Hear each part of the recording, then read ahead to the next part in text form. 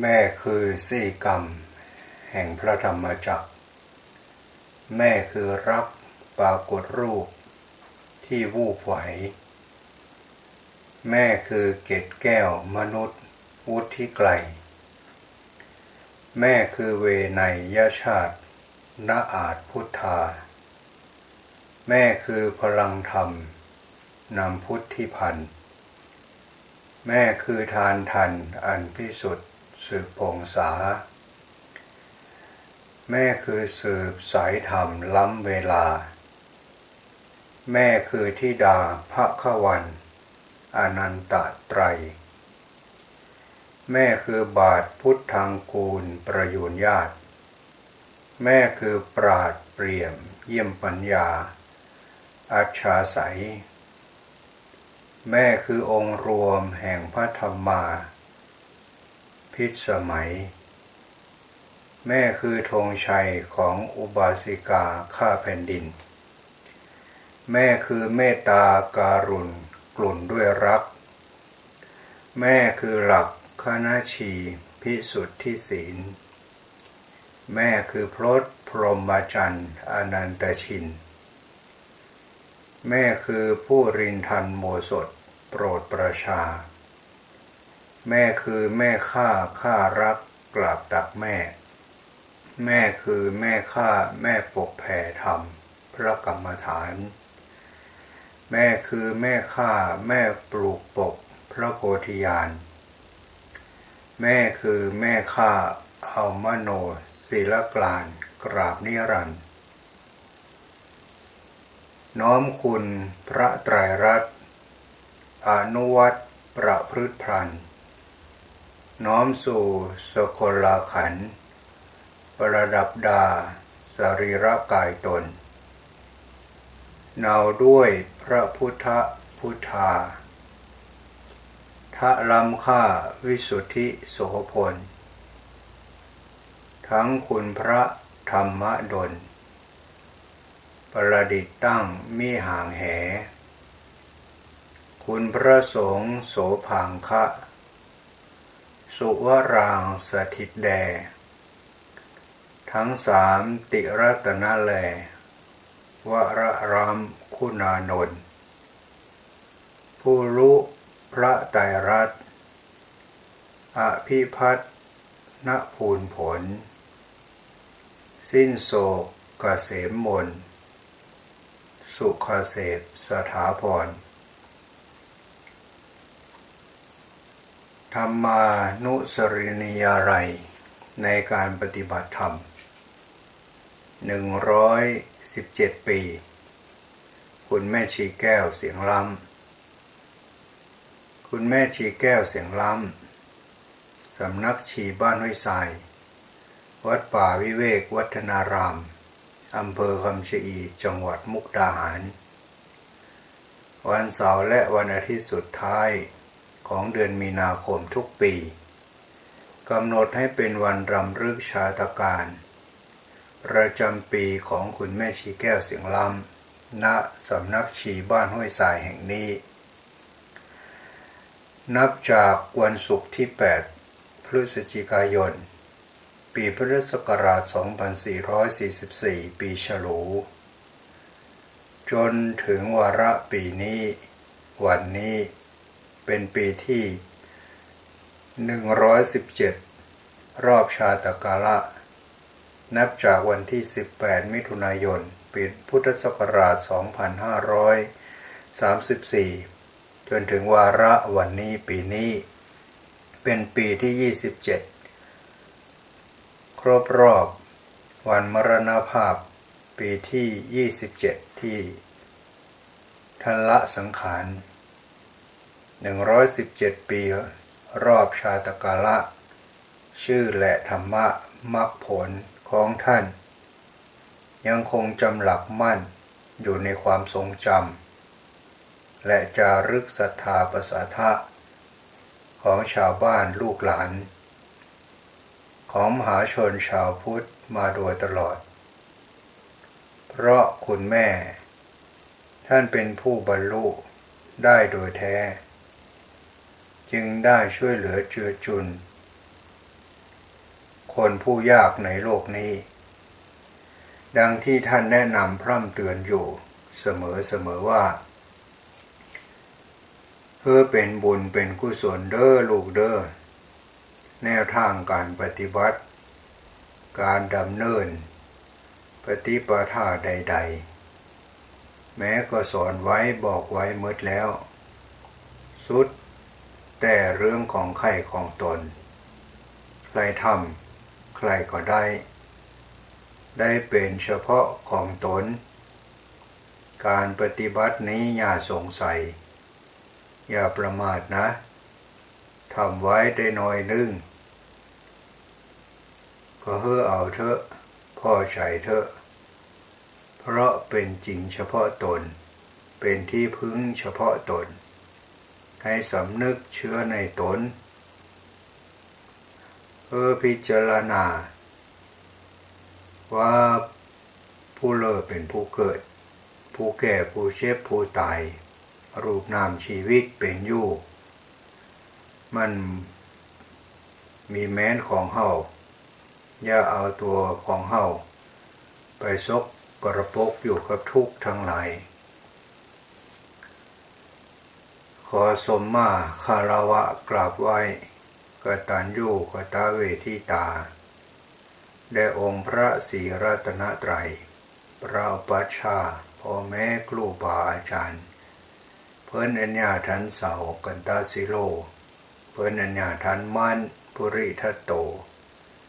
เพิ่นอัญญาทันมหาบุญญสัมปันโนเพิ่นอัญญาทันจามมหาปุญโญขอเอาขันธ์ห้ามาเป็นขันธ์บูชาผู้ค้ามิต้องการอันใดจะนั่งเบิ่งจิตเบิ่งใจของตนในความสงบร่มรื่นอย่างเดียวนี้เท่านั้นของคุณค่าคือศีลของตนของอดทนคือสมาธิเพียรธรรมของนำทางคือปัญญาแว่นแก้วบวชมาแล้วเสาะหาใส่ตน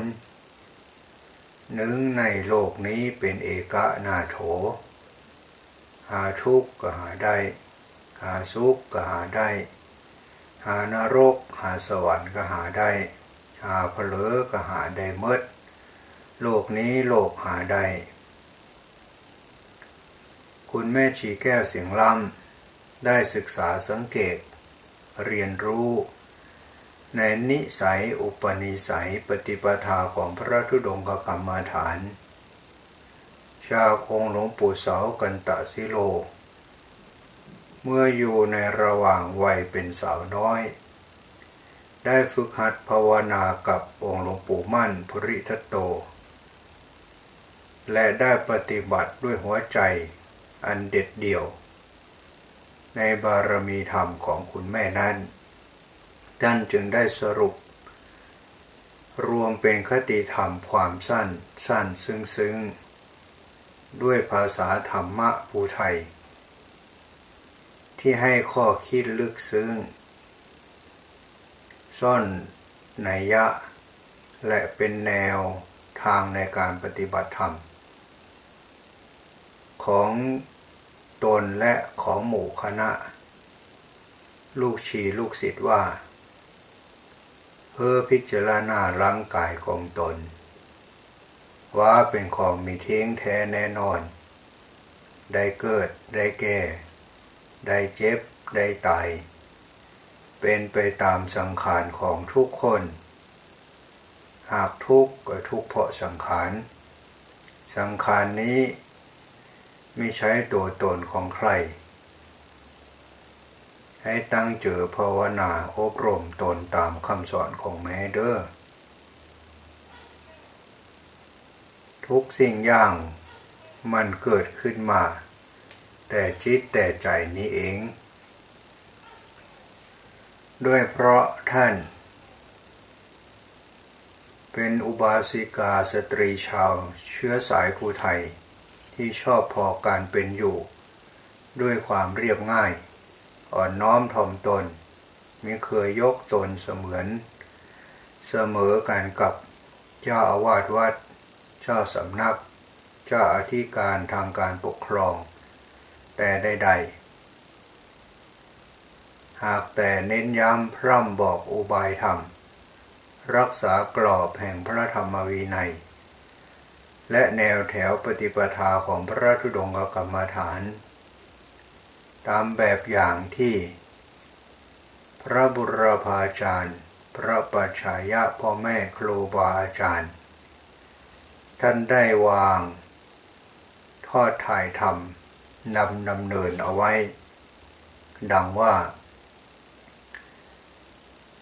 นังเบิ่งจิตเบิ่งเจออยู่อย่างนี้ต่อไปภายหน้า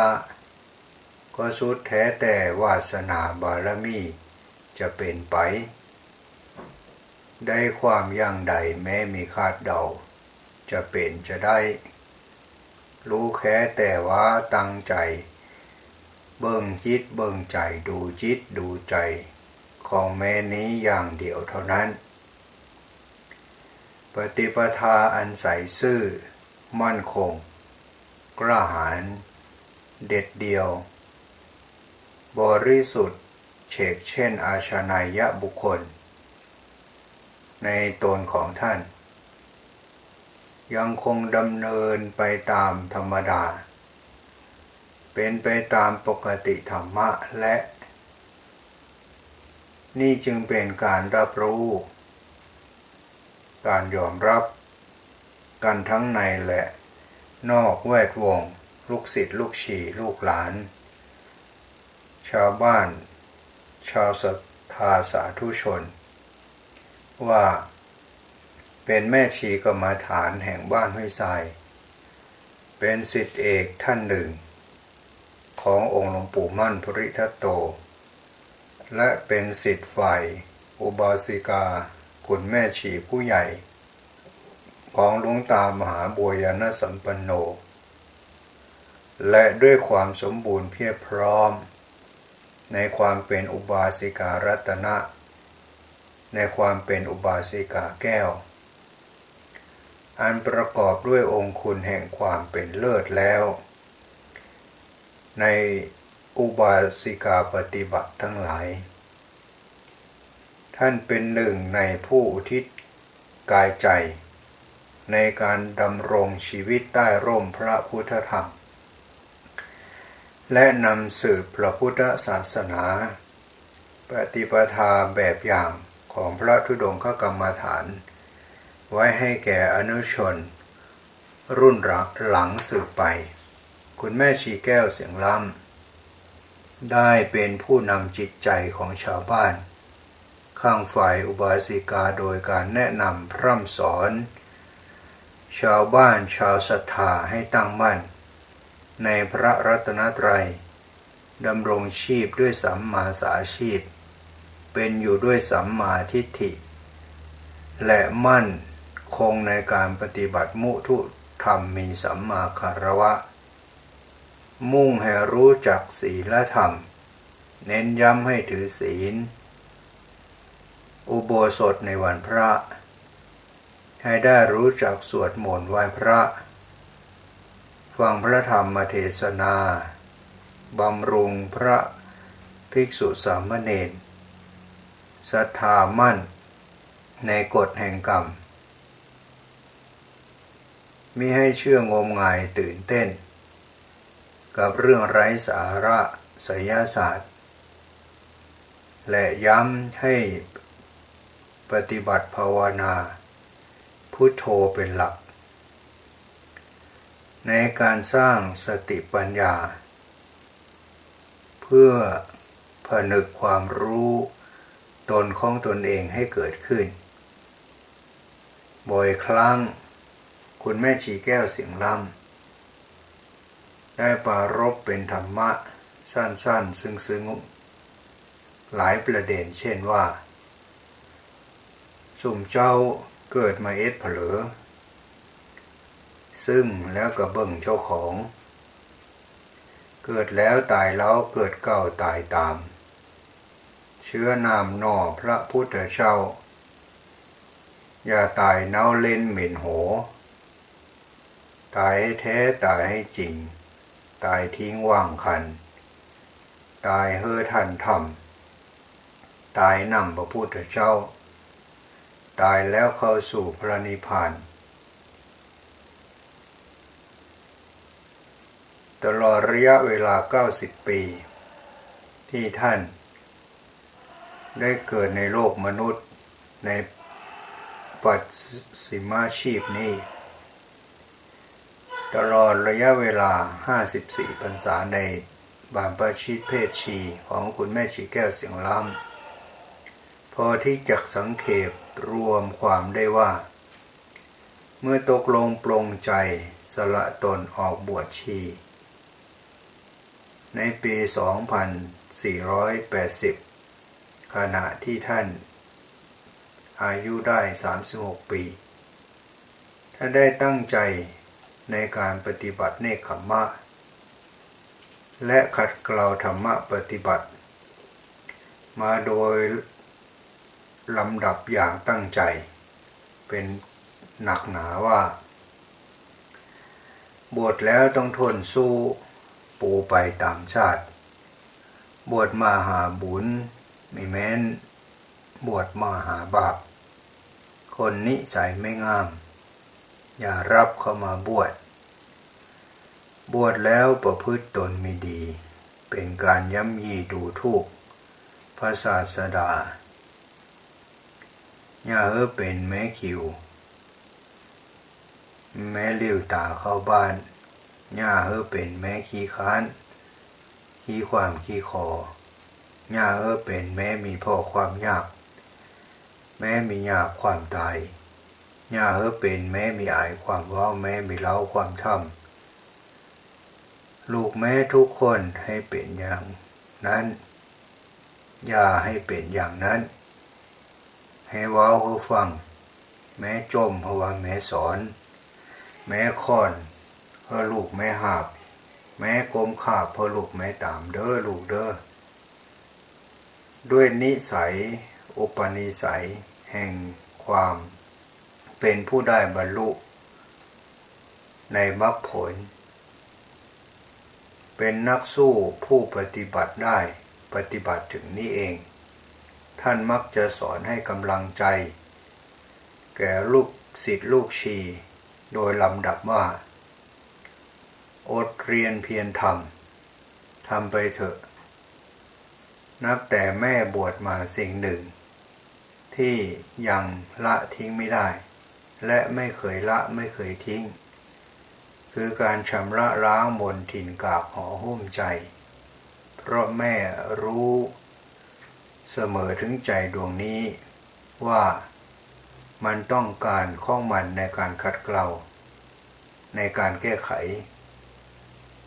การภาวนาให้ใจเดิมเป็นใจแท้เป็นใจพระธรรมนี่คือเป็นสิ่งที่แม่ทำมาโดยตลอดมันไม่ใช่ของง่ายเป็นของยากนักมันจะเร็วจะช้าก็ขึ้นอยู่กับวาสนาบารมีของตนอีกด้วยว่าได้สะสมมาในอดีตจนพอจนพร้อมแล้วหรือยังและตัวเองได้ทำในขณะนี้ได้ภาคเพียรในขณะนี้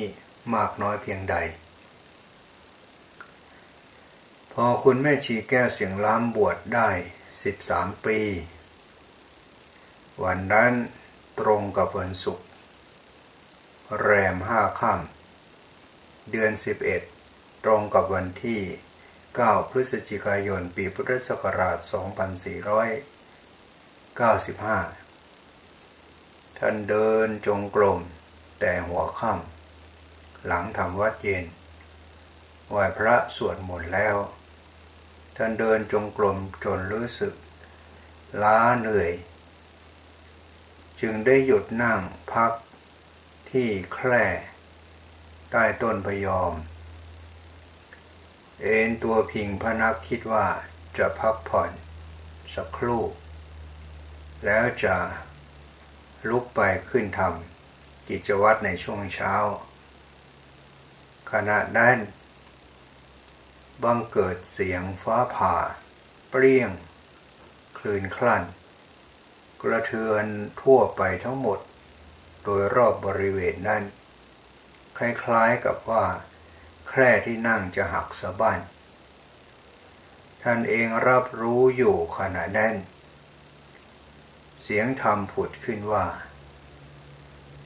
ภพชาติสิ้นพรหมจรรย์อยู่จบ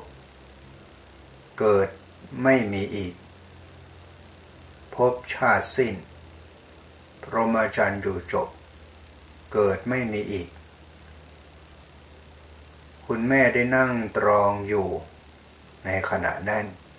พร้อมกับน้ำตาแห่งธรรมปีติได้ไหลพรากด้วยความอิ่มเอมและตื้นตันเป็นที่สุดตอนหลังท่านได้อธิบายย้ำว่าการรู้ในธรรมะมรรคผลในคราวนั้น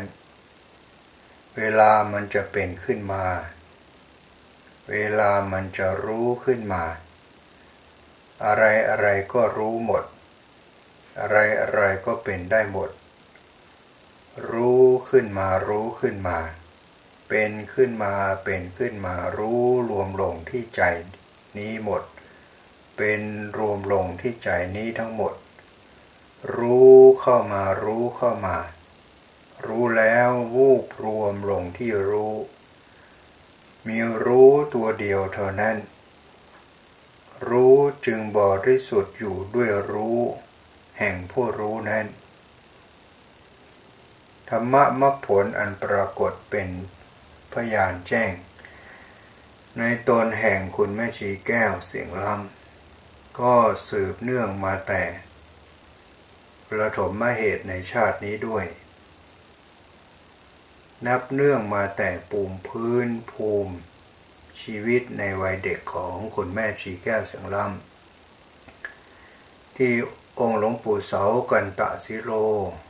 พระผู้เป็นพระปฐมาจารย์พระธุดงคกรรมาฐานบ้านห้วยทราย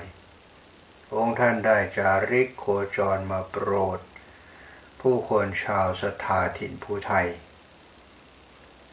โอวาทตอนหนึ่งที่องค์หลวงปู่เสากันตะสิโลได้เมตตาไว้วางเป็นดุจดั่งเสียงทานธรรมอันสงบไหลเย็นจนอย่างรากฝากลึกลงในจิตใจของคนในชุมชนว่าอย่าเหตุความชั่วให้เหตุความดีนั่งสมาธิเดินจงกรมปฏิบัติเจ้าของให้ได้เขาสิเชื่อความดีที่เฮาเฮ็ดหลายกว่าคำสอนที่เฮาสอนหมู่เจ้าทั้งหลายสิให้ท่านมากหลายเท่าใดก็ตามสิมาสู่บวชเป็นชีพเป็นเขารักษาศีลรักษาศีลอุโบสถบ่ได้การบำเพ็ญของตนมันอยู่ที่ความตั้งใจของตนเด้อคันแล้วต่อมาอีกปีหนึ่งองค์หลวงปู่มั่นภูริทัตโตพระบูรพาจารย์พระกรรมาฐานบ้านห้วยทรายก็มาสอนดีชั่วถูกผิดจริตนิสัยของพระธุดงคกรรมาฐานตลอดจนระเบียบปฏิบัติต่อกันและกันระหว่างพระภิกษุสามเณรกับฆราวาสญาติโยมชาวบ้านชาวศรัทธาจนคุณแม่ชีแก้วเสียงล้ำย่างเข้าวัย16 ปีกำลังขึ้นรูปสาวองค์หลวงปู่มั่นย้อนกลับมาบ้านห้วยทรายอีกครั้งหนึ่งมาเพื่อที่จะสอนให้ภาวนาพุทโธการภาวนาบริกรรมพุทโธในคราวนั้นทำให้จิตใจ ของคุณแม่ชีแก้วสงบนิ่งนานถึง7 ชั่วโมงคือตั้งแต่ตอนหัวค่ำไปจนถึงรุ่งสางอีกวันหนึ่งจากนั้นได้ปัญญาพิจารณากายคตาสติจนเห็นคติแห่งอนิจจาและนิจจาของรูปนามองค์หลวงปู่มั่นได้ให้กำลังใจไว้ว่าโยมสาวน้อยผู้นี้ภาวนาของเธอเฮ็ดมาแล้วหลายภพหลายชาติจนคำว่าอนิจจาวัฏสังขาราแทรกเจืออยู่ภายในใจจนทั่วไปแล้วและแล้วจากนั้นองค์หลวงปู่มั่นภูริทัตโตองค์ท่านได้สั่งให้คุณแม่ชีแก้วเสียงล่ำในขณะนั้นและในวันนั้นว่าให้หยุดภาวนาแล้วจะไปใช้ชีวิตตามประสาโลกก็ตามยถากรรมต่อไปในภายภาคหน้าจะมีครูอาจารย์มาสอนเองละภายหลังจากท่านได้ตัดสินใจบวชชีแต่พรรษาแรกท่านก็เร่งปฏิบัติภาวนาตั้งมั่นอยู่ในอริยบท3เว้นอริยบทนอนและเน้นความสะอาดหมดจดในวัดปฏิบัติของคณะชีกรรมฐานมาโดยตลอดท่านได้เน้นย้ำกับตัวท่านเองกับลูกศิษย์ลูกชีว่ามาบวชเป็นลูกแม้แล้วนี้ให้พากันตั้งถือภาวนาอย่าให้เป็นหมาเป็นคนผู้สมบูรณ์เป็นแม่ชีเป็นแม่ขาวที่งดงามอดทนภาคเพียรเราเรียนที่กายใจของตนนี้จนรูปมาถึงปีพุทธศักราช 2494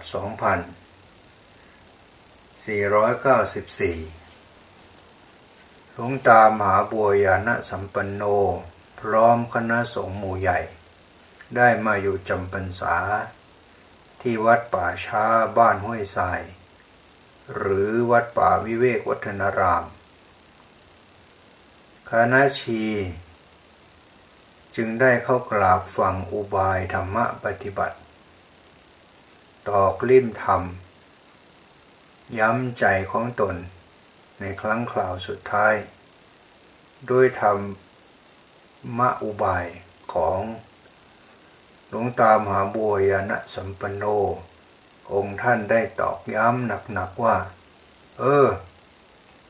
เอาละที่นี่ย้ำลงไปตรงนี้ให้อยู่ภายในอย่าส่งจิตออกอย่ายุ่งมานานแล้ววุ่นมานานแล้วกับเรื่องที่รู้ที่เห็นนั่นไม่เห็นได้ประโยชน์อะไรถอนกิเลสตัวเดียวก็ไม่ได้นี่ใจตรงนี้ใจตรงที่ถอนกิเลสนี่ใจของเรามันอยู่ตรงนี้และแล้วหลวงตามหาบัวญาณสัมปันโนก็รับรองเป็นมั่นเหมาะว่าเราบริสุทธิ์เช่นไรผู้เฒ่าแม่แก้วก็บริสุทธิ์เช่นนั้นผู้เฒ่าแม่แก้วบริสุทธิ์เช่นไรเราก็บริสุทธิ์เช่นนั้นครั้นแล้วคุณแม่ชีแก้วเสียงล้ำก็ผ่านไปด้วยความบริสุทธิ์ความหมดจดโดยสุดส่วนในธรรมานุธรรมปฏิบัติเป็นธรรมปฏิภาคผลอันงดงามอย่างยิ่ง เมื่อคุณแม่ชีแก้วถึงแก่มรณกรรมการเวลาได้ล่วงเลยไปแล้วกว่า13 ปีมาถึงปีพุทธศักราช 2547 พระอาจารย์อินทวายสันตุสโกได้นำคณะพุทธบริษัทพระภิกษุสามเณรคณะศิษย์คณะชีคณะชาวบ้านในนามศิษยานุศิษย์ของคุณแม่ชีแก้วเสียงล้ำนำโดยคุณหมอแพทย์หญิงเพ็ญศรีมกรานนท์ได้กราบเรียนเข้ากราบนมัสการในเจ้าพระคุณสมเด็จพระสังฆราชสกลมหาสังฆปรินายกให้ทรงทราบและทรงพระเมตตาวินิจฉัยเกี่ยวกับการสร้างเจดีย์อนุสรณ์สถานของคุณแม่ชีแก้วเสียงล้ำเพื่อเป็นสิริมงคลเป็นที่ระลึกเป็นที่กราบไหว้เป็นปูชนียวัตถุเป็นการบูชาวิสุทธิธรรมของคุณแม่ชีแก้วเสียงล้ำเจ้าพระคุณสมเด็จพระสังฆราชสกลมหาสังฆปรินายกทรงเมตตาประทานนามพระเจดีย์องค์นี้ว่าเจดีย์ศรีไตรรัตนานุสรณ์เจดีย์อนุสรณ์รำลึกถึงพระรัตนตรัยอันเป็นสิริแห่งมหาอุบาสิกาและประทานให้อัญเชิญพระบรมสารีริกธาตุเพื่อนำมาประดิษฐานไว้บนยอดปรีพระเจดีย์ในวันที่ 29 ธันวาคม พุทธศักราช 2547 อีกด้วยหลวงตามหาบัวยานสัมปันโนเมตตามาเป็นองค์ประธานในพิธีบรรจุพระบรมสารีริกธาตุและบรรจุอัฐิธาตุของคุณแม่ชีแก้วพร้อมกับเปิดพระเจดีย์อย่างเป็นทางการอีกด้วยพระอาจารย์อินทวายสันตุสโกได้ยืนหยันย้ำลงอย่างชัดเจนไว้ว่าถ้าจะว่าไปแล้วคนทั้งหลายเขาว่าเป็นประวัติศาสตร์เพราะการสร้างเจดีย์ในครั้งนี้เป็นการสร้างเจดีย์ที่ออกมาจากหัวใจจริงๆตั้งแต่คุณแม่ละสังขารมีความตั้งใจอยู่เสมอว่าพร้อมเมื่อไหร่จะสร้างเจดีย์มาบัดนี้เราคอยเวลา10 กว่าปีเพิ่งจะมาประสบความสำเร็จ